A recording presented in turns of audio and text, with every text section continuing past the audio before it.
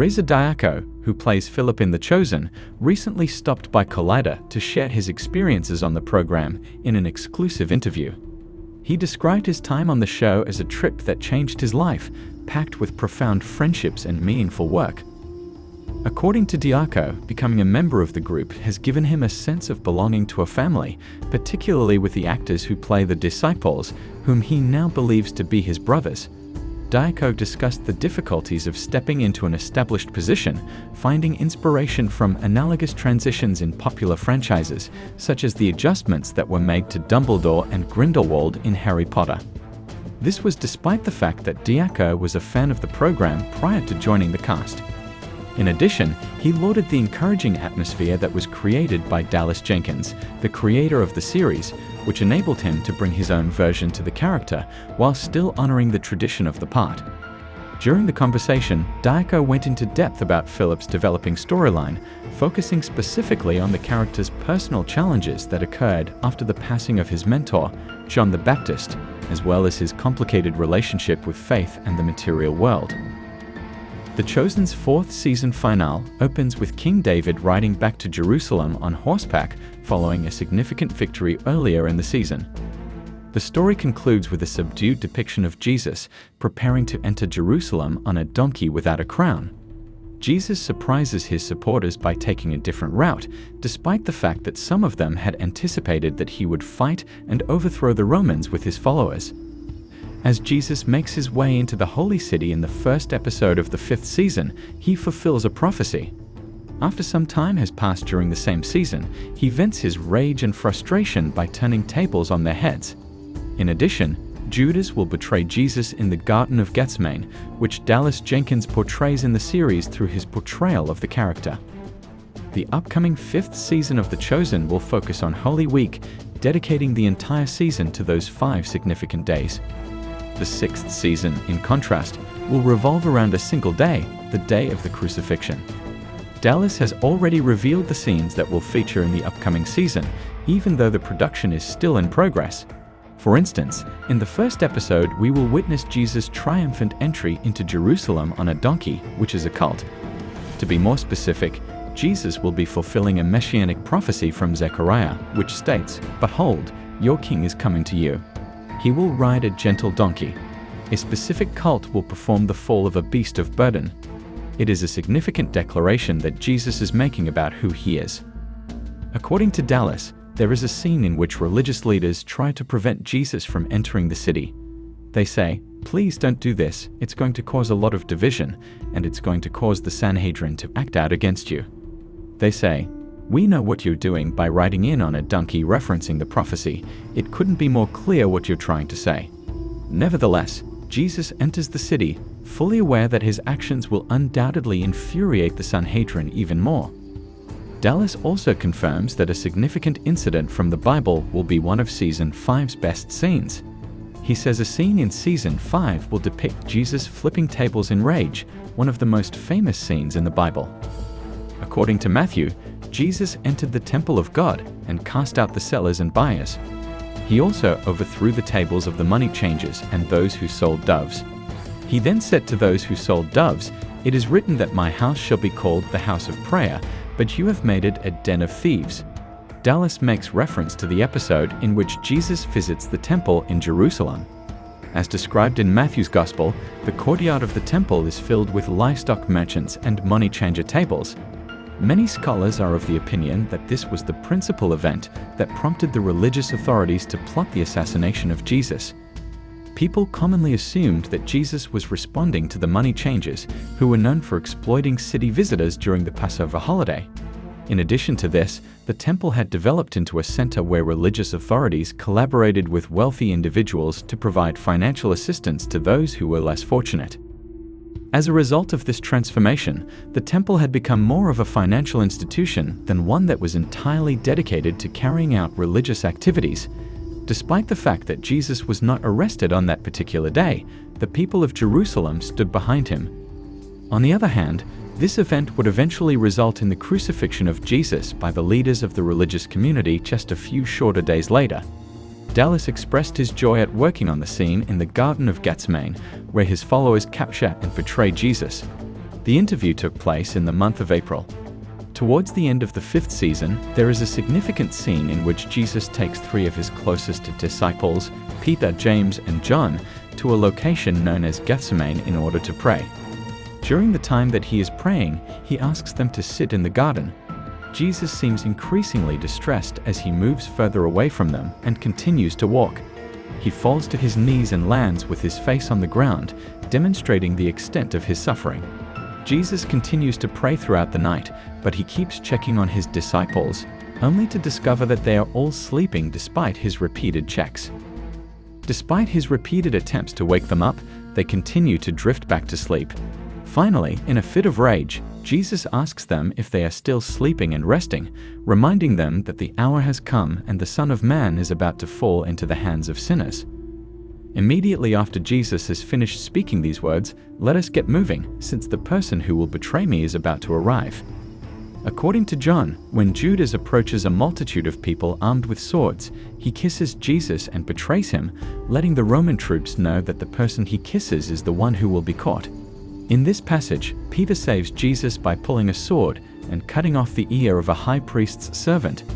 However, Jesus heals the man's ear and decides to walk with them without any resistance. There is a high probability that the scenes that I just described from the Gospels will be the final ones used in Season 5. I even have the ability to imagine Jesus leaving with the authorities as the closing shot to the season's finale, setting the stage for the crucifixion that will take place in Season 6. In the 5th season, a number of other significant events are scheduled to take place, including the Last Supper, which is expected to be an episode in and of itself, in which Jesus informs his disciples that one of them would betray him, and the subsequent conversation among the disciples, in which they attempt to determine which of them is the betrayer to him. Additionally, Jesus curses the fig tree in the Gospels, which is symbolic because the tree has many leaves but no fruit. During the Passover season, fig trees yielded leaves that, despite being unripe, remained edible. However, when Jesus sees a fig tree that is full of leaves but not a single fruit, he curses the tree. Once more, remember that this is a significant metaphor. May he never bear any fruit. Jerusalem is teeming with thousands of visitors who have traveled there to celebrate the Passover holiday. The worship includes grand sacrifices, but they are nothing but a facade. The temple grounds are teeming with impoverished individuals, while religious leaders are conspiring to assassinate their monarch. Although it appears from the outside that everything happens for the right reasons, the reality is much darker and more depressing. Jesus reveals this reality by purifying the temple grounds and cursing the fruitless fig tree. He also denounces unfruitful believers who appear to be believers but have no evidence of a relationship with Christ. This will be a fantastic scene in Season 5 of the show. What do you think? Which of the upcoming scenes in Season 5 are you most looking forward to seeing? Let me know in the comments section below.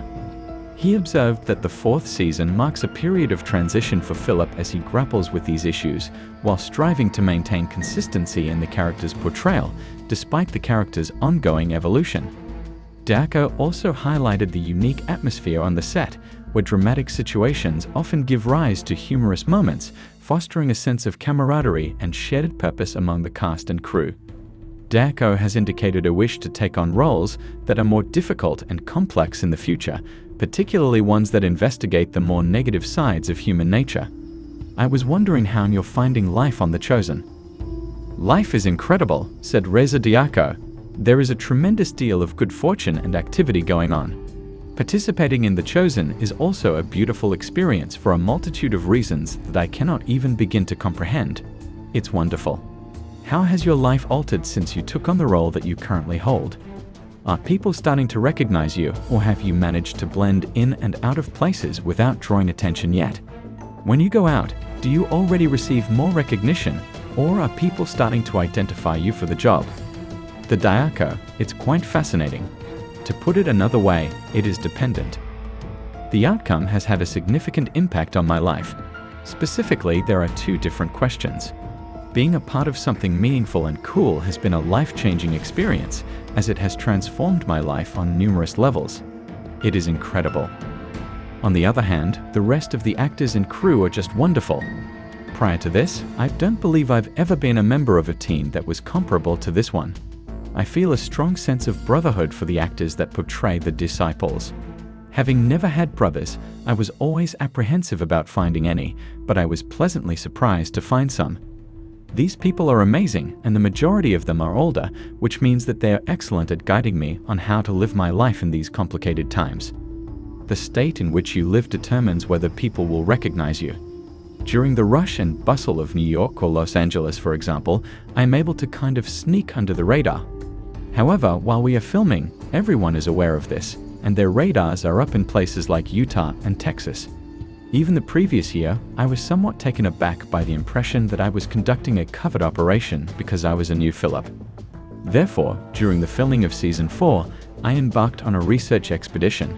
Suddenly, I came across two people, and I had no idea that they were chosen fans.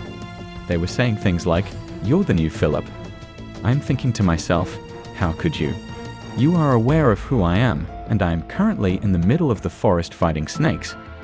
That was a lot of fun. On the other hand, when we are with the crowd and go for coffee, it becomes really fascinating.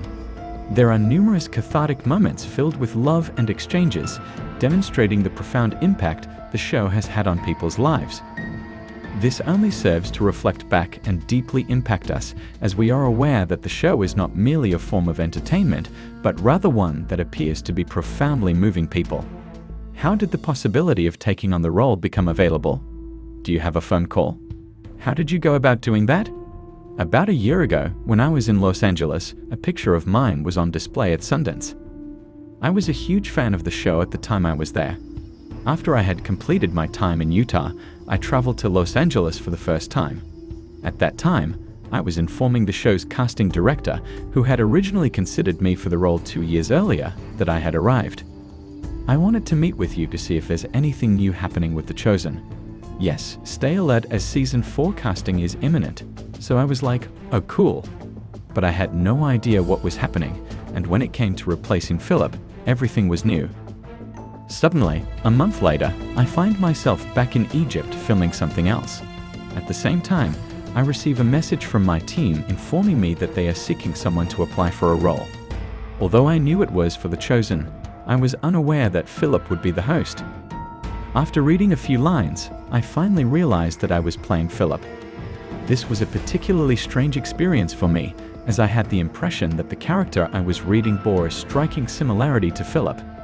As I was saying this, I thought, I'm just trying to make it different from Philip, but it turned out that they were actually seeking Philip. The meta-mind game that everyone was engaged in was quite peculiar. How difficult is it to avoid letting the fact that you are playing a character that has already been portrayed by someone else affect your own performance while taking on that role? Of course, you want to personalize that role, yet you also don't want to stand out too much from previous portrayals. In order to seamlessly transition into the role without disrupting the natural progression of the narrative, what do? Completely Diako. Both the Dumbledore transformation in Harry Potter and the Grindelwald transformation were two of the most significant characters that I was thinking about when I was reflecting on the past. I was trying to simply make some leaps from their novels in terms of how they adapted, and it was amusing to see them say things like, even the top actors struggle with that continuity a bit. For me, it was quite delightful.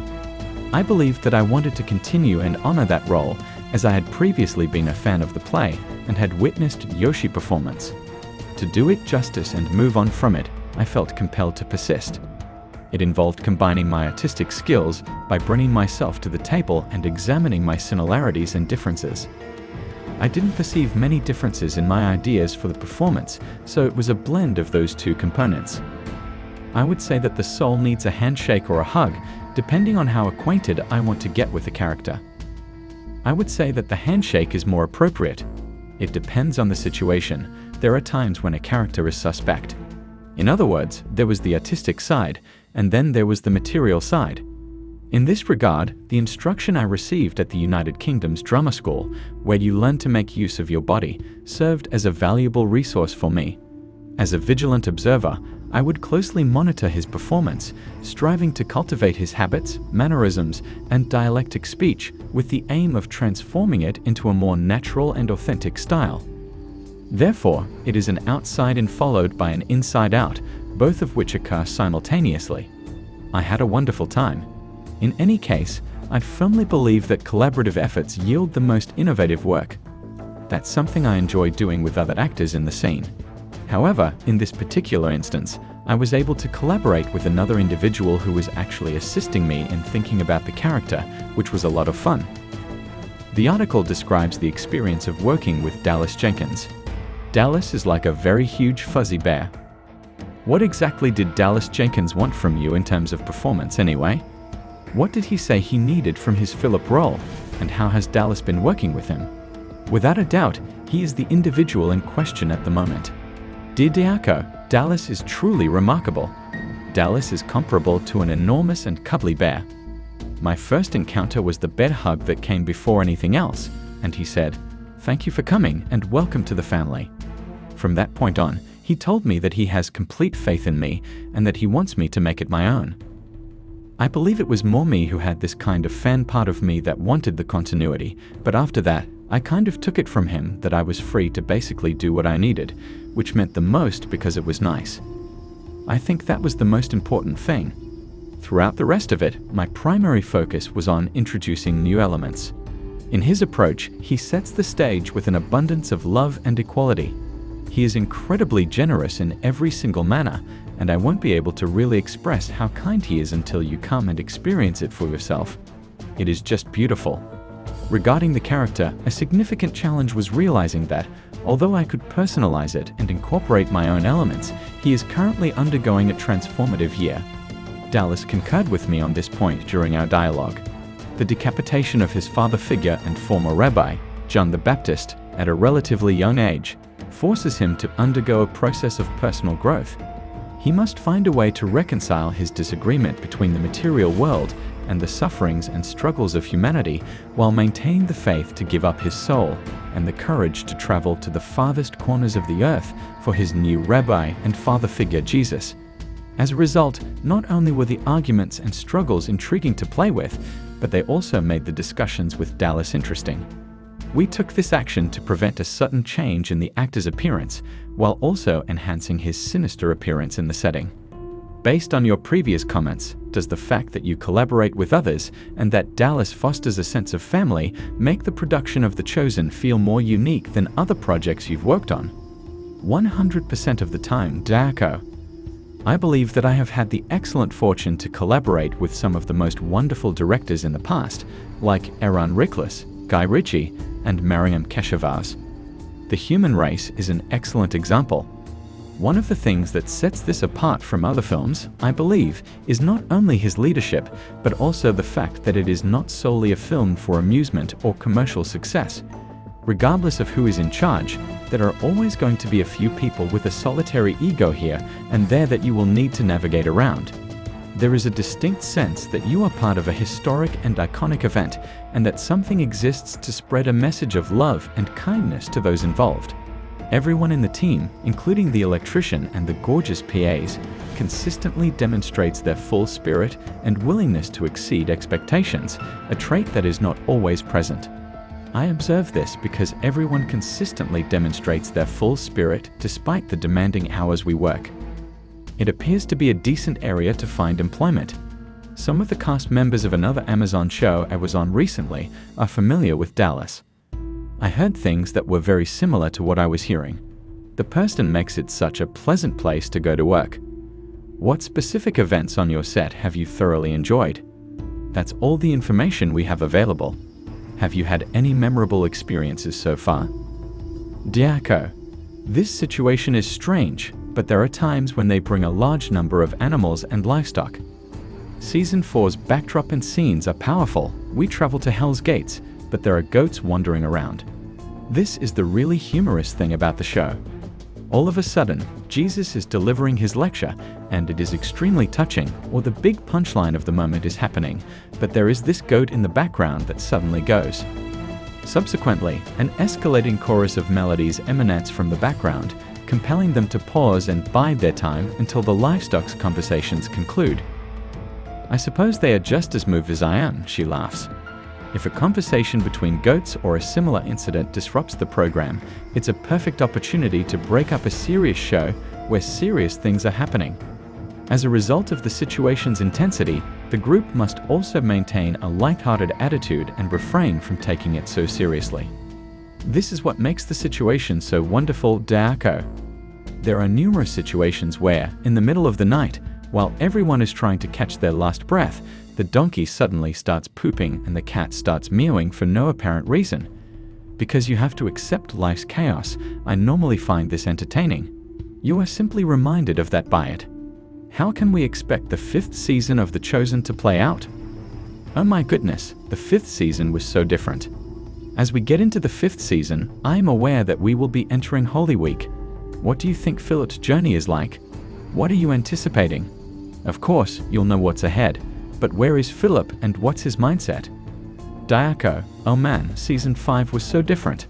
I perceive Season 4 as Philip confronting his past traumas. In my opinion, he left home for a reason. He has a lot of father issues, I think, so he's kind of been in pursuit of a father figure in the Bible. The father's death has been challenging for him, as he must reconcile the loss of his materialistic father and find solace in Jesus, even though he understands that the ultimate journey is a divine one. However, in Season 5, he finds himself thinking, oh, okay. So I dealt with that pain, and now it's the time to celebrate. Eve dealt with that pain, and now it's time to celebrate this divine father when we arrive in the city. Rival.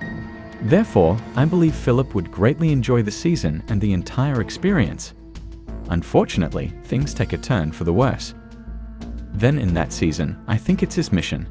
He is confronted with an overwhelming amount of chaos, which is almost too much for him to process, much like in Season 4, when he had numerous moments of reflection during walks.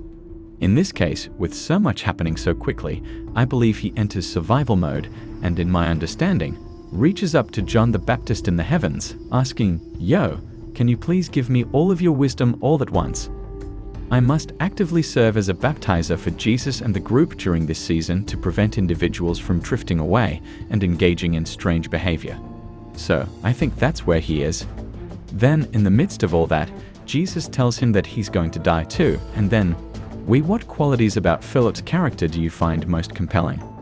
Obviously, you've had to have this sort of calm demeanor on screen. Is that the sort of thing that you can pull from your own life?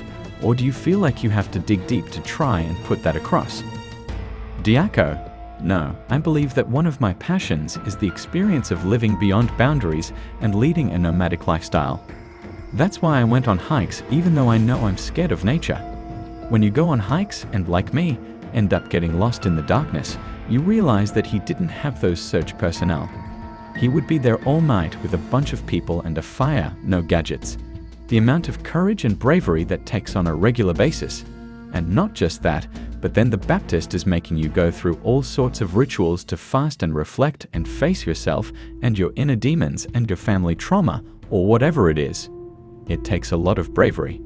I've done a lot of soul searching, a lot of therapy, and a lot of moving around, all of which likely contributed to my need for therapy. I've also experienced a lot of family traumas, which likely also contributed to the triangle. Now it starts making sense. So because of that, I think it makes you probably not be as fazed with the momentary superficial preoccupations that some people might have, and I think that's really cool about him. I think on the other end, he is very practical and very funny, and I don't know if I am as pragmatic as him. So that's really good because in the next 3 years, hopefully, I will learn how to look after myself a little better and my loved ones eventually when they come around. So that's fun. His primary objective, in my opinion, is to maintain the family unit's cohesiveness and to lead with love and genuineness from the heart, and I do my best to fulfill this purpose. You have to be genuine with the person you want to be. This is the way you have to live. Apart from taking walks and trying to evade nature's wrath, do you engage in any specific sources or research during your program preparation? Diako. Indeed, I have attempted to read the entire text of the Bible. I made an effort to read various aspects of John the Baptist. Anything you get your hands on, videos, audio stuff. I tend to watch a lot of the content that has been done before, not to repeat, but actually almost the opposite. You try and find, How can I make my original stamp on the genre and do something different? I think it's mainly you who try to find the gaps in your knowledge, whether it's internal or external, and fill those, whether that's like a practical technique or something about understanding the historical world they lived in and trying to emulate that in the modern world and trying to find gap fillers in that sense. That's usually what I tend to do most. Then a lot of other weird stuff like animal. One thing I did want to ask you about the people who would be reading this anyway. What has the feedback been like? After your first season, have you received positive feedback or been told, "Not my Philip," or something similar? Laughs. That is something I wanted to know about the people who would be reading this anyway. Diako. I don't know. I made a conscious effort to avoid involving the general. This is a protective measure, but I've come to understand that while I strive to bring the character to life to the best of my ability and maintain authenticity, the film, the story, and the audience have a life of their own that lies beyond my control. So as long as I know that I've gone to the ends of the earth to make sure that happens, and the director in those moments is happy, then I kind of let things be. Also, because I'm a fan, it's kind of difficult because if I were going to sit there and criticize it, I'd probably have a lot to say. So I don't know. I got to meet some of them at the Chosen Con last year, and with the new ones coming this year, I can't wait to meet them all. They are so loving and generous.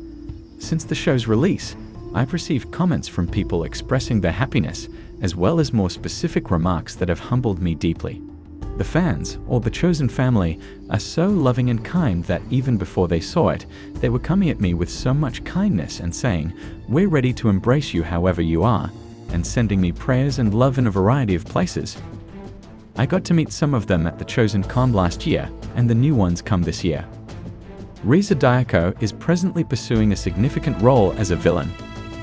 I don't want to call it a dream role or anything like that, but who is on your bucket list to work with? What is your bucket list for Hollywood? Once The Chosen concludes, what role would you love to play? Obviously, this is a significant role for you. I don't want to call it a dream role. Diako. Because of my psychology background, I love playing very, very unhinged and complex characters. I do. I have no boundaries when it comes to dealing with sex offenders, prisoners, or highly complex terrorists. I don't actually mind. I mean, it's not like that particular one is the one, but the thing that's complicated I love. For example, the Joker, especially because I have people in my family who I can draw from, is a very, very big aim. As is working with certain specific directors to try and hit at sort of the psychological realm, people like Yorgos Lanthimos. I think he really leans into the human unspoken taboo stuff about human nature, which I think is really cool. Paul Thomas Anderson does the same. I think even some Iranian directors are really cool, like Asghar Farhadi, whom I love. Thomas Vinterberg, I adore Lars von Trier, I adore anything that kind of leans a little bit more to the human, the French directors I love. On the Hollywood side, maybe if it's not the Joker, the next Marvel villain or something. I'm open. I love working with any new director that has a very interesting vision and wants to say something. That is an intriguing response, particularly with regard to the need to investigate the more sinister side of humanity. I believe that anyone who is interested in cinema or storytelling, particularly those that have both positive and evil aspects, would agree that the darker side is always the more captivating one. Diako. And we all have it, right? We all possess this shadow, even if we pretend not to. Then if someone says, you know, I have it on screen, then people can start talking about it. My motto is usually, it's okay because the shadow you make friends with will not nip you in the bud. It's good to let people know that it's okay to have creepy, dirty parts and stuff. Taking into account the superhero perspective, I believe the majority of people would agree that Superman is consistently the least intriguing character in the narrative that he has written for himself. They had to rework the entire Superman tale, right? The story needed kryptonite, or it would be too much. Diako. Yeah, especially when they have no restrictions. That's why they had to redo the story. At the beginning of the 4th episode, there is a montage of the first missionary voyage of the apostles that is primarily quiet and in black and white. We follow the 6 pairs as they minister to those who are afflicted with illness, cast out demons, proclaim the kingdom of God, reason with those who do not believe, care for those who are in need, and instruct others in the Lord's Prayer. When they first discover that they are able to successfully perform miracles, it is obvious that the disciples are astonished and excited by this discovery. As time goes on, it appears that they are becoming more self-assured and courageous. Immediately following the credits, we are shown that the disciples have returned to their hometown of Capernaum and are currently attending services in the synagogue. Each of them appears to be quietly pondering on their most recent trek. After some time has passed, we see Simon Peter return to his residence, surprise Eben by sneaking up on her while she is in the process of cleaning the house. Within a short period of time, it becomes obvious that there is a disconnection between the two of them. As a result of his tiredness, Simon fails to realize that Eden has redecorated, and he also fails to recognize what she would like him to do on the first day that they are back together. The situation is made much more difficult by the fact that he has invited the other apostles to come over the following day. He appears to be unaware of how much work it will be for her, especially considering the filthy water source. While the apostles are attempting to work through their experiences together during the gathering that takes place in Simon's house, the passive-aggressive conflict that has been going on between Eden and Simon continues to grow. Big James is irritated by the fact that Jesus has bestowed upon them a great deal of power without also bestowing upon them a crystal clear comprehension of what is taking place. As he works through this, the other disciples make an effort to assist him. The disciples are reprimanded by Eden for their argumentative and speculative behavior when they might just wait and ask Jesus. Simon, who is aware of the frustration that his wife is experiencing, reprimands the group for not showing her sufficient respect. Nonetheless, his words do not alleviate the tension. As soon as Andrew becomes aware of the conflict that exists between Eden and Simon, he conveys his concern to his brother. While Eden and Simon are lying in bed that night, they are silently turned away from one another, and we can see that the animosity between them is still seething. When Simon wakes up the following day, he makes a fumbling attempt to ask his wife what he has done wrong and how he might make things right.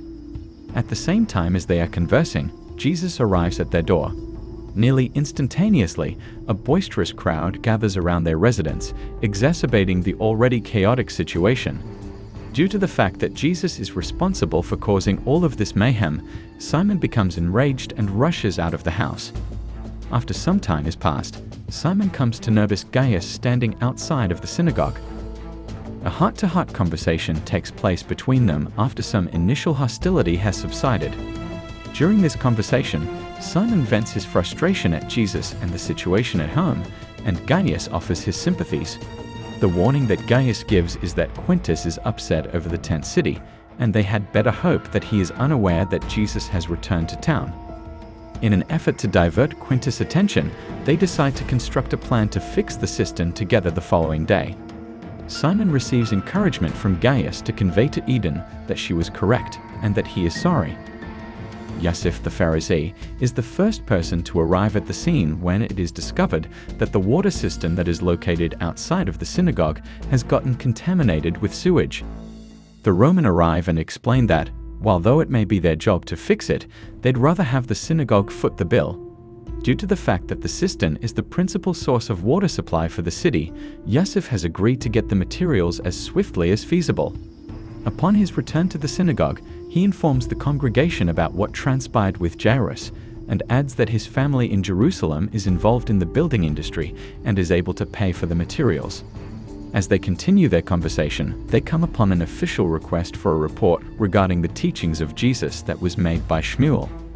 This request was sent under the authority of Shammai, a leading Pharisee. It is revealed to us that Jairus has studied Yosef's record of the Sermon on the Mount, as well as other reports about Jesus, and as a result, he has come to the conclusion that Jesus is the Messiah, despite the fact that this belief is in direct opposition to the conventional notion of a military Messiah.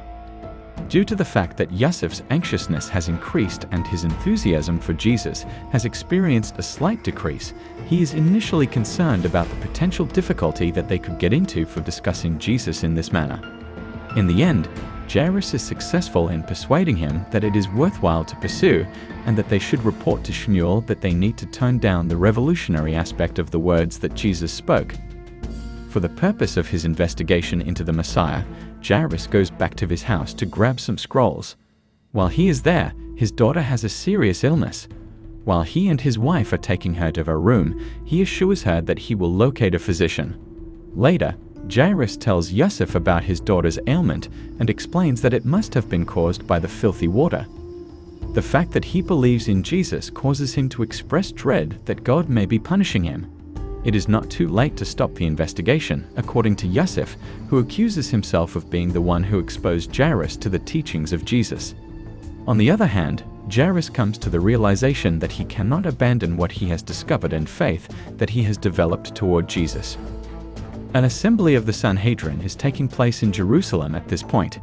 In the book of Daniel chapter 7 verse 13, the chief of the Sanhedrin issues an injunction that condemns false prophecy and rogue preachers, particularly those who assert that they are the Son of Man. Despite the fact that Shmuel's friend Yanni applauds him for successfully obtaining this decree, Shmuel does not feel content with his accomplishment. His companion says that now that the edict has been distributed, they can simply wait for reports of Jesus to arrive to them. He wants to go and find Jesus, but his friend tells him that they can wait for them. At the conclusion of the episode, Jairus' wife shares the news that their daughter's condition has progressed to a more serious state. In a state of alarm, she screams out for Jairus. Eden sets out to run some errands after Simon has returned home from his trip with the first of his return. A strange woman approaches her while she is out and wants to wash her clothing when she returns.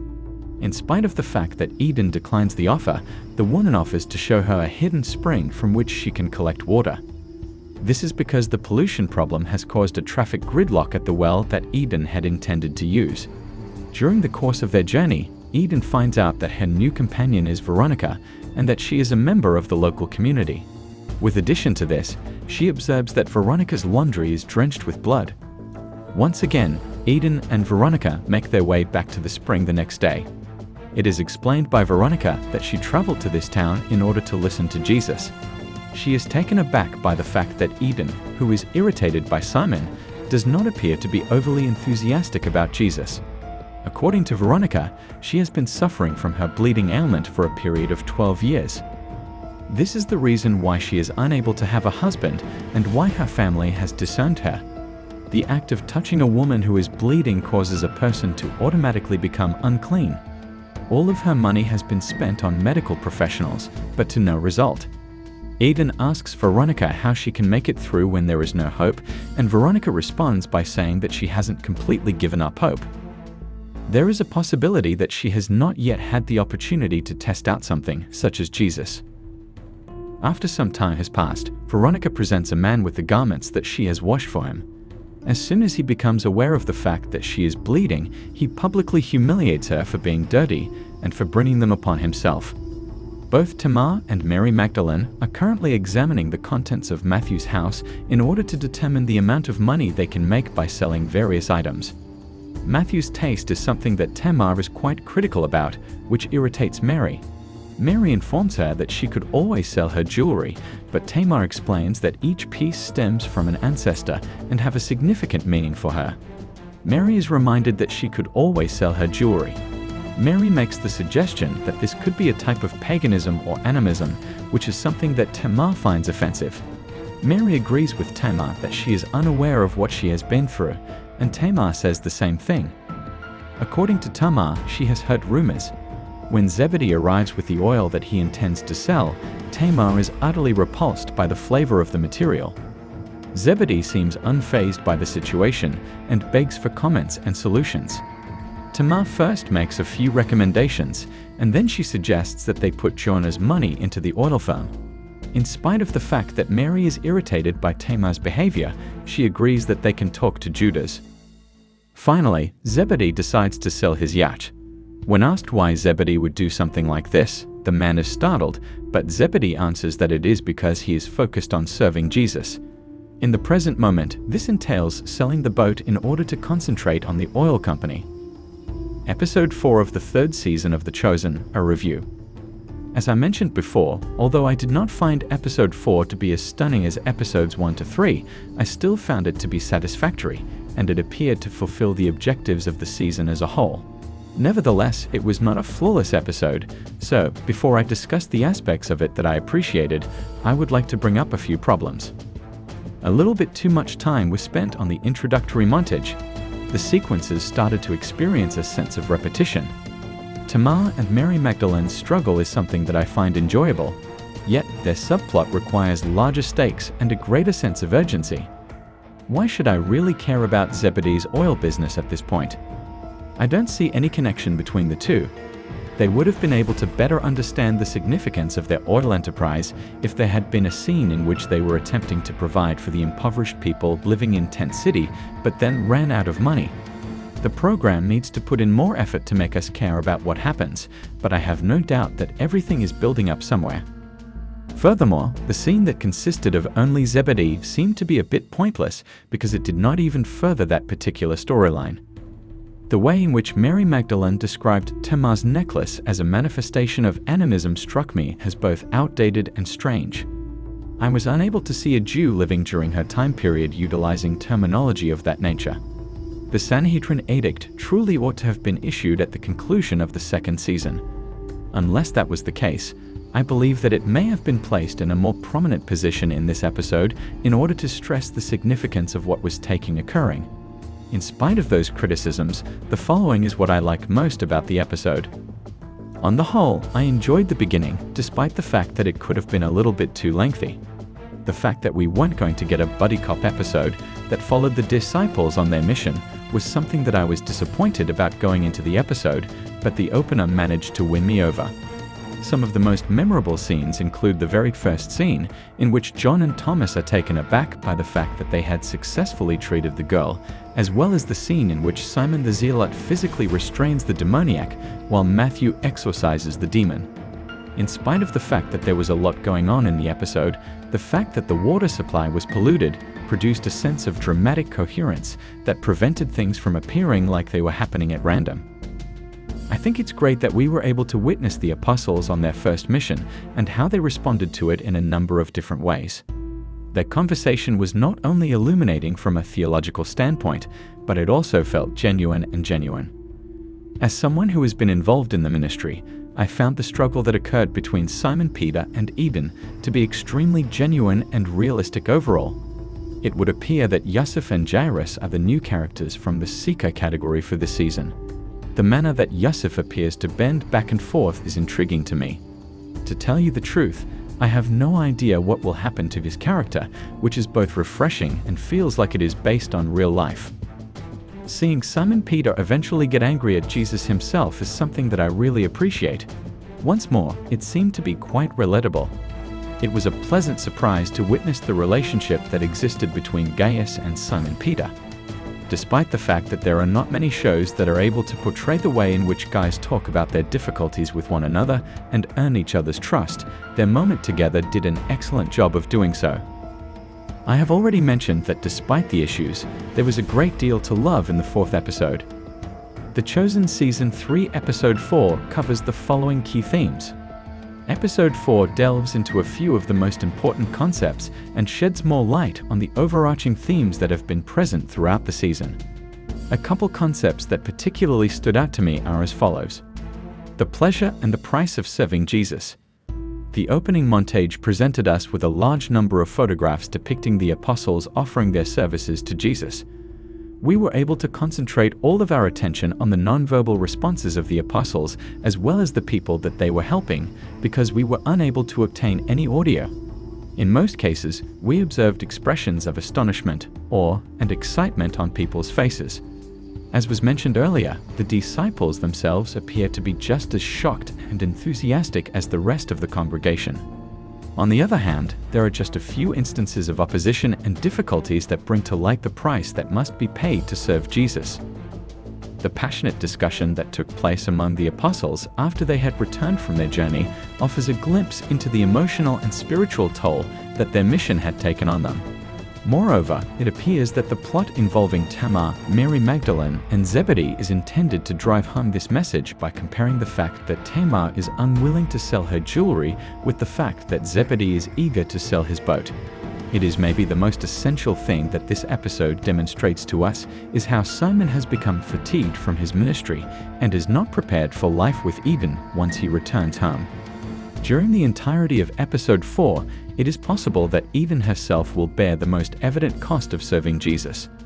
It is clear that she has experienced feelings of isolation caused by the absence of her husband.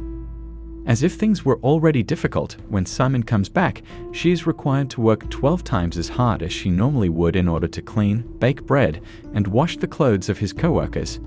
It goes without saying that the actual cost for both Simon and Eben is the strain that exists in their relationship as a consequence of this situation.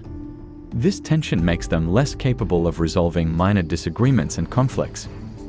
I wasn't expecting the season to put so much attention on the relationship cost when it started off by predicting the cost of following Jesus, but I'm glad that it has. As I have mentioned in the past, as someone who has been involved in the ministry, I found this to be very true to life. You will become exhausted from ministry, and your family members will be burdened with new responsibilities, which will create the ideal conditions for confrontation. The presence of this dynamic, which I am assuming will continue for the next few episodes, elucidates for me the reason why Dallas has stated that the theme of the season is the well-known invitation to rest that Jesus extended to his followers. I will give you rest if you come to me, all of you who are working hard and carrying a lot of weight. Learn from me, for I am gentle and humble in heart, and you will find rest for your souls if you take my yoke upon you and learn from me. Therefore, my weight is light, and my yoke is easy. Matthew 11:28-30, English Standard Version. How much does it cost to seek the truth? The Jairus and Yusuf plot emphasizes the cost of seeking the truth, in contrast to the storylines that involve the disciples, which center on the sacrifices that were made in order to serve Jesus. The conversation that takes place between Jairus and Yusuf provides us with a glimpse into the anxieties and dangers that these two individuals who are seeking to learn more about Jesus are required to face in order to evaluate their beliefs about him. The contrast between Jairus' brazen commitment and Yusuf's scared wavering that emerges from their chats is something that I find particularly interesting. However, I am still uncertain as to whether or not Yusuf will have the capacity to maintain his dedication to the truth in the event that he is put to the test. The proclamation that was made in the Sanhedrin drives home the sense of impending danger and makes it abundantly evident that they are not merely being cautious. There may be serious consequences for them if they chose to continue looking for the truth. The fact that Jairus is worried that God might punish him for following Jesus is another aspect that I find appealing. I can't help but think that this dread would strike a chord with viewers who, while having been brought up in a different faith similar to Islam, are looking for the truth about Jesus. Are you clean or unclean? Although it was evident that the idea of ceremonial purity and impurity, being clean or unclean, would be discussed in an episode titled Clean, I was curious to see how it was presented in all of the different ways that it was presented. In addition to experiencing bodily anguish, the sick and demonized individuals whom the apostles come into contact with are also suffering from a state of uncleanness that is forever present. In addition, once they have been recovered, they will regain the ability to perform ritual washings. In the first scene that takes place in the synagogue, the reading is drawn from Leviticus, which contains the regulations that govern how bodily discharges render a person unclean. Because of the sewage, the cistern of the synagogue is not only unpleasant and dirty, but also ritually unclean. It is the dirty water from the cistern that causes Jairus' daughter to become ill. Veronica is in a state of uncleanness that will last for an indeterminate amount of time due to her bleeding condition. The apostles had a brief talk about how some of them walked through Gentile cities, which would have been deemed unclean at the time. This debate takes place during the debriefing. In the event that Tamar's necklace is of a pagan origin, it may be seen as impure. Due to the fact that drinking from Gaius' flask would make him filthy, Simon does not sip from it. When Gaius asserts that Jews make life more difficult for themselves as a result of their determination to maintain ceremonial purity, Simon responds by stating that he believes Jesus will change this in some way. With relation to the storyline, the majority of what happens in Episode 4 is the establishment of problems that will be remedied in Episode 5 and the remaining episodes of Season 3. With regard to the topic of uncleanness, the same holds true. The events that occurred in episode 4 that were discussed before brought up a range of thematic issues about what ritual purity and impurity are, but we will have to wait until episode 5 to find out the solutions to these questions. Enlightenment and spiritual ennoblement. There were several powerful pictures of spiritual empowerment and spiritual gifts that were presented to us in the opening montage. The apostles' obvious amazement, which they expressed when exercising spiritual authority, made it abundantly plain that the power they were exercising did not belong to them personally. Later on, when Big James is complaining about how Jesus gave them power and not understanding, Judas explains that Jesus did not actually give them power in the first place. Rather, he was working with them in some way at the times when they performed miracles, even though he was not physically present. Although the Chosen has not provided a great deal of information regarding the Holy Spirit up to this point, I believe that exchanges such as this are intended to provide the groundwork for a debate on what it means to have the Spirit of Jesus reside within us. In addition, the investigation of spiritual gifts and empowerment touches on the subject of motivations and personalities. Big James is concerned by the sensation of spiritual empowerment for a number of reasons, one of which is that he feels like a hypocrite when he preaches ideas and exhortations that are beyond his own grasp and maturity. With regard to John, on the other hand, he explains how much he cherished the sensation of power, and Philip cautions him that this could lead to temptation. Comparison of pride and humility. In spite of the fact that Philip's caution to John is the most direct warning against pride, we observe the contrast between humility and pride throughout the tale. The haughty entitlement that Simon demonstrates upon his return from his travels is the root cause of a significant portion of the problems that he has with Eden. On the other hand, the advice that Gaius gives at the end of the episode for resolving a quarrel between the spouses, "You are right, I'm sorry," is all about having humility. Mary Magdalene and Tamar Magdalene both cope with pride in various ways. Tamar displays pride in the way that she looks down on Matthew's style and in the way that she speaks to Mary and Zebedee. On the other hand, Mary Magdalene displays pride in the way that she criticizes Tamar's necklace without understanding it and in her irritation. Meanwhile, Zebedee is a model of humility in every sense of the word. In addition, I believe that Veronica is supposed to be a model of humility because of the submissive manner in which she communicates with Eden and the fact that she is willing to cling to hope. In the meantime, it is very evident that Shmuel and the Sanhedrin are intended to be the pinnacle of pride. To reiterate, we will have to wait until the following episode to find out more about what the Chosen has to say about the tension that exists between pride and humility. Externally, the Chosen has never been in a better place. Over the past few months, the number of devoted viewers has surged. Even secular magazines are starting to note the show's explosive popularity. Though the "I am the law of Moses" debate could have generated some negative press, I believe it eventually helped the show. As said, there's no such thing as bad publicity. When you try to discourage someone from viewing anything, the outcome is frequently the reverse of what you intended.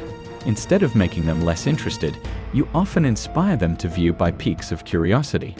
Given that the whole debate was essentially unfounded, I doubt that detractors were successful in convincing those who were already the Chosen's open audience. Most of those who entered the debate seem to have been closed off to the idea of an extensive Bible adaptation like The Chosen to start with.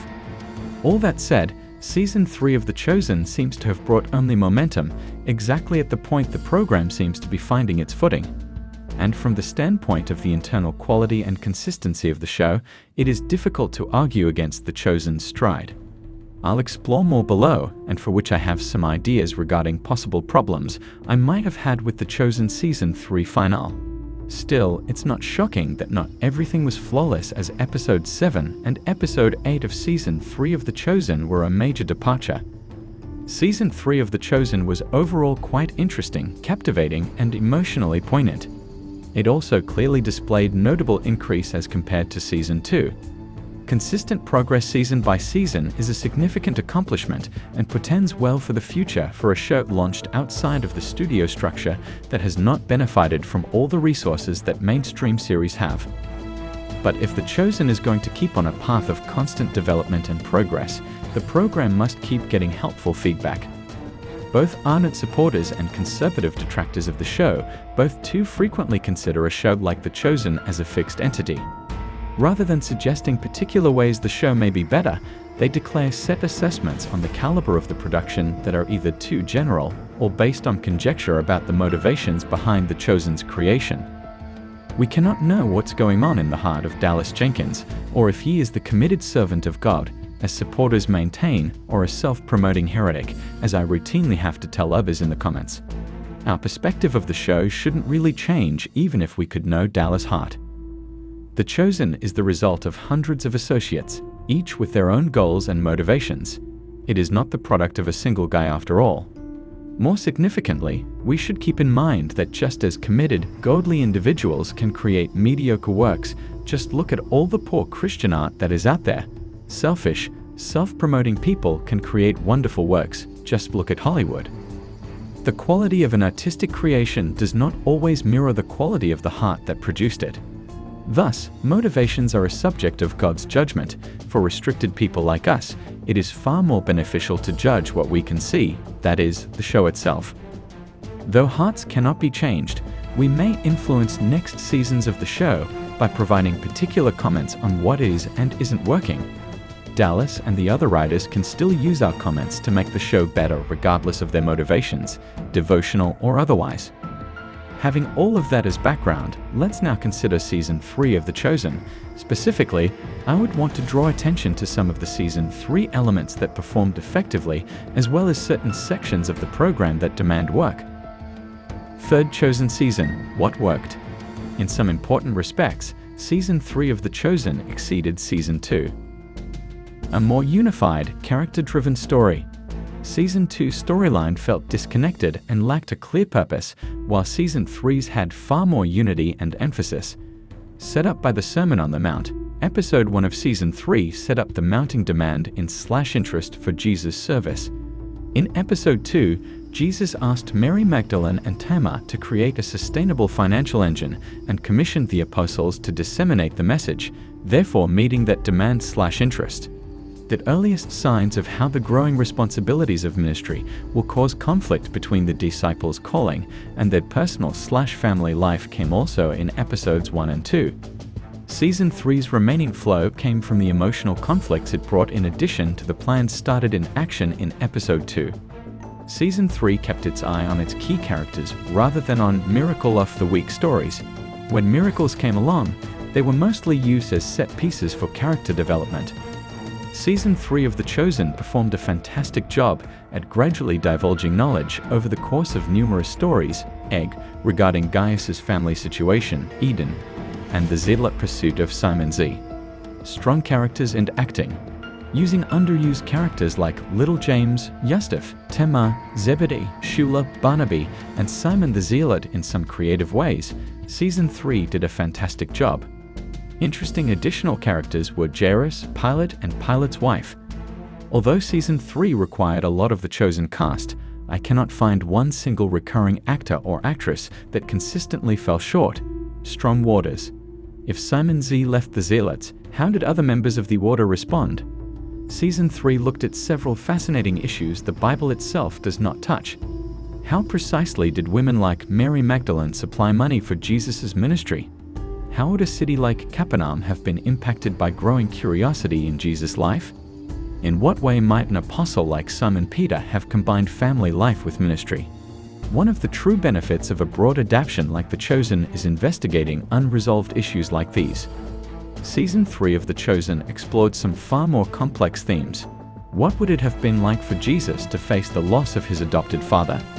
Given so much spiritual authority given to apostles still learning, what risks exist? Why would Jesus cure strangers while letting some of his most devoted servants endure chronic problems or abrupt heartbreaks? Knowing that their loss was beyond mending, what would it be like to see one person healed? How would it seem to negotiate God in the middle of our grief and rage? These were difficult subjects to approach. Hence, The Chosen should be commended for stepping into some dangerous waters and carefully addressing these difficult issues. Extra odds and ends. The new studio/production facility recently constructed obviously helped Season 3 of The Chosen. Now that the show can employ larger sets, or at least use green screen to give the sense of larger sets, the universe of The Chosen seems far more vast. Each season's episode 3 is clearly a self-contained bubble episode, and these episodes, Jesus and the kids in Season 1, the disciples camping in Season 2, and Jesus in Nazareth in Season 3, remain among the best episodes of The Chosen thus far. Giving us a window into Jesus' life growing up was a fantastic approach to enable us to become closer to him. Even if we have several seasons until the crucifixion, the show must always keep Jesus' ultimate doom front and foremost in our consciousness. In that sense, Pilate's wife's foresight mixed with his introduction was a helpful mechanism. The third Chosen season, what needs fixed? Third season Chosen wasn't flawless. Many of the complaints I levied at the Chosen Season 3 finale seemed to have more to do with the season as a whole than with Episode 7 or Episode 8, specifically as I thought more about some of them. Low stakes and weak villains. This is the reason so many films and TV series center life and death circumstances or the fate of the Earth. High stakes, suspenseful stories and give them a sense of urgency. We should so realize that the result of a story will truly count. Otherwise, why should we give a damn? Simply alerting the audience of a life or death threat is insufficient, though. The classic writer's adage, show, don't tell, is especially crucial in determining the stakes for a story. The Chosen has suffered here as well. In a visual adaptation, visual evidence of these things is ultimately what counts most. We are often told about threats or dangers. We're told that Jesus' ministry needs finances to keep going. We are told that the people in the tent city are struggling. We are told Quintus has been reprimanded for being too forceful. We are told the Decapolis is tearing itself apart. But we are shown very little, if any, visual evidence of these things. Setting a clear deadline for when things must happen and bravetimely monitoring the remaining time are two other often used strategies by movies and TV shows to generate suspense and urgency. The classic example of this is when a bomb has a ticking clock. We know the heroes have to disarm or get rid of it before the clock runs out. Hence, every time we are informed of how much time is left, our sense of tension and urgency increases. By comparison, think of the plot with the women and Zebedee attempting to set ministry funding. Indeed, by the end of Season 3, it's not even apparent whether they have fulfilled their aim or when they should have received the money. Though boosting the stakes for their story would eventually produce more interesting conflict between the characters, I understand that their story is really more of a prop for character development. A strong, competent villain is the most potent cause of suspense and conflict in a novel. Villains like Darth Vader, the Ring Wraiths, or the Joker are so vital for storylines because they accomplish things and so keep the heroes and the audience on their toes. By comparison, during 3 seasons, Shmuel and Quintus, the primary antagonists of The Chosen, have accomplished very, very little. They seldom appear to get much done, even if they might emit sinister emotions and make menacing remarks. Now, I see that this is in part because The Chosen must play the long game about Jesus' ministry. His crucifixion and death won't happen for another 2 or 3 seasons. The villain's schemes, however, do not have to center just on Jesus. In Season 3, I was really hoping Quintus would take action about the tent city or move toward Gaius, who obviously disobeyed Quintus' commands in Episode 6. Rather, nothing resulted from Quintus' menacing comments. Shmuel likewise seems to be rushing around aimlessly all the time. The program has to offer its villains a clear plan and let them reach real successes along the road if The Chosen wants viewers to take its enemies serious instead of depending on negative emotions and frightening rhetoric. Create payoffs and setups. The opening and closing of a concert are quite crucial. The issues that the end of a program requires center on the requirement to be established in the beginning. Everything set up in the beginning must have some kind of payback at the end. A presentation would seem to be a random diversion if it starts with an issue and then does nothing with it. Audiences will wonder why the problem was brought up to start with. On the other side, the audience will feel as though it came out of nowhere and find it difficult to care if the ending of a show centers on a topic not previously mentioned. Among my most major grievances with The Chosen Season 3 finale was this. There was very little built up for the situation in the Decapolis, even while the Simon/Eden crisis was set up and evolved during the season. Since the problem emerged out of nowhere, the program is obliged to expose us so much explication on the circumstances and the stakes instead of showing us conversely. The state of affairs in Tent City was put up as a main issue at the start of the season, and yet nothing transpired. All the accumulation regarding Quintus' actions had no bearing. Furthermore, lacking payback was the Gaius plotline. Gaius' child/servant's issue started in the very beginning of the season, that is, when Atticus notices Gaius' issues at home, but in episode 8 the plot is discontinued and we are not offered a conclusion. If the show wasn't ready to provide a resolution, it shouldn't have introduced the problem, or it should have ended the season with a sudden complication that raised the stakes or complexity of the conflict. I know some people have pushed back, saying the show was holding the healing of Gaius' child back in order to string things along. Another instance is John the Baptist's fate. Once more, it's okay if the show wasn't ready to kill him off, but then it should have either not made the issue of his incarceration such a key component of the season, or it should have given us a fresh wrinkle that would elevate the stakes or tension into season 4. With Rama, the circumstances provide still another illustration. From the standpoint of writing, I find it hard to understand why the show would set up the issue of Thomas' marriage proposal and send her to her father's house and then ignore it. I can see non-writing reasons. The Rama actress had to be temporarily written out the program since she wasn't available for too much shooting. Conversely, Matthew's narrative in episode 7 also shows another instance of an unexpected crisis. There was plenty about the tale I liked, and early in the season it would have been great, but squeezing it into the season finale without any preceding setup seemed odd. Given how episodes 1 and 2 set up Matthew's parents' reunion as a family, it would have made a lot more logical if the show had given him a narrative involving his parents. Ideas for The Chosen Season 4 and beyond. Drawing on the problems I have seen with The Chosen Season 3, I'd offer some suggestions for how the writers may make The Chosen Season 4 better. At the start of Season 4, assign one or more of the villains, Quintus, Shmuel, or Nashon, a clear aim or plan. Allow the enemies to actually advance toward their objectives in a way that seriously jeopardizes the disciples, their families, the tent city, etc. over Season 4. Kill at least one character other than John the Baptist, who clearly has to die, to raise the stakes. Matthew's parents, Eden's brothers, Zebedee, Rama, Tamar, Jairus, Caphne, Judas' sister, or Leander all show themselves as possible victims in the biblical tale who could be killed without engaging violence. Though I'm not suggesting they all have to die, an unexpected death will truly heighten the sense of peril the program has been working toward. Apart from increasing the stakes, killing one of these minor characters could enable the show to cut a needless storyline, therefore maintaining our attention on the events and characters that most count. Apart from killing characters, the program should let the villains cause discomfort in various concrete forms in the life of the protagonists. For instance, the Gospels show that disciples of Jesus were leaving their synagogues and communities even before to the crucifixion, John 9:22. Real drama would arise if the parents of the disciples, say Matthew's parents or Zebedee, were ejected from their synagogue. Moreover, there is no biblical justification for Quintus's inability to, maybe even violently, evacuate the people living in the tent city. It would lead to a crisis that would feel far more familiar than the Decapolis scenario, and it might also place Gaius in a highly awkward position, exactly what you want to do to keep the audience interested. Construct the season backwards. Decide on all the main events you wish to feature in the Season 4 final, the Transfiguration, then sow the seeds of those events in episodes 1 and 2.